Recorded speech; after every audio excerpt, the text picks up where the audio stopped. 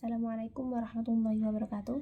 Alhamdulillahirabbil alamin wa bihi nasta'in wa la umri dunya wa din wassalatu wassalamu ala sayyidina wa habibina wa syafi'ina wa qurrati a'yunina wa maulana Muhammadin wa ala alihi wa sahbihi ajma'in. Amma ba'd.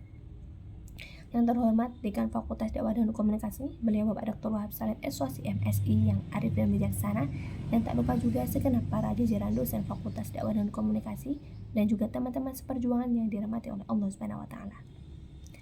Pada kesempatan kali ini izinkan saya sedikit memberikan pesan-pesan singkat terkait dengan ujian hidup dari Allah Subhanahu wa taala. Teman-teman sekalian yang dirahmati oleh Allah Subhanahu wa taala, dalam dunia ini kita sebagai manusia awam pasti pernah merasakan ujian dari Allah Subhanahu wa taala.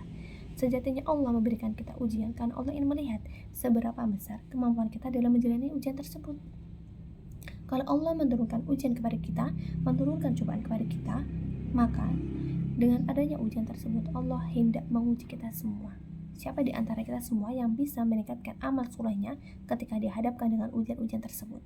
Jadi mohon maaf, jika di antara kita semua ada yang mendapatkan musibah, misalnya kayak kesakitan, kayak kecelakaan, atau bisa jadi bertambahnya harta kita, kedudukan kita, atau amal soleh kita di hadapan Allah Subhanahu wa taala. Itu semua karena ujian Allah Subhanahu wa taala. Jadi bagaimana bisa kita mengetahui meningkatnya amal soleh kita jika kita tidak diberi ujian-ujian tersebut? Allah menurunkan ujian-ujian kepada kita semua karena apa? Karena Allah ingin mengatakan kita ke dalam surga terbaiknya. Karena mustahil kata Al-Quran, jika ada seorang hamba yang bisa masuk surga tetapi tidak diawali dengan ujian-ujian kehidupan, itu mustahil. Nabi Muhammad SAW saja yang sudah pasti masuk surga itu diuji dengan ujian-ujian yang sangat luar biasa, apalagi kita sebagai manusia-manusia awam. Jadi ketika kita dihadapkan dengan ujian-ujian tersebut, kita diberikan ujian tersebut, maka satu, Allah tidak akan pernah menurunkan ujian kepada hambanya kecuali kita bisa mengatasinya, kita mampu mengatasinya. Kedua, Allah tidak akan menurunkan ujian kepada kita semua kecuali di balik ujian tersebut itu ada solusi yang mudah untuk kita atasi. Jadi kita harus yakin ketika kita diberi ujian oleh Allah, insya Allah kita bisa melewatinya, insya Allah kita bisa menyelesaikannya. Dan yang ketiga, Allah tidak akan menurunkan ujian kepada kita semua pada setiap zaman, masa, generasi baru berganti, kecuali sesuai dengan keadaan zamannya. Allah Subhanahu wa taala berfirman dalam surat Al-Imran ayat 139 yang berbunyi, A'udzubillahi minasyaitonirrajim. Bismillahirrahmanirrahim. Wala tahinu wala tahzanu wa antumul a'launa in kuntum mu'minin. Janganlah engkau sedih, janganlah engkau lemah.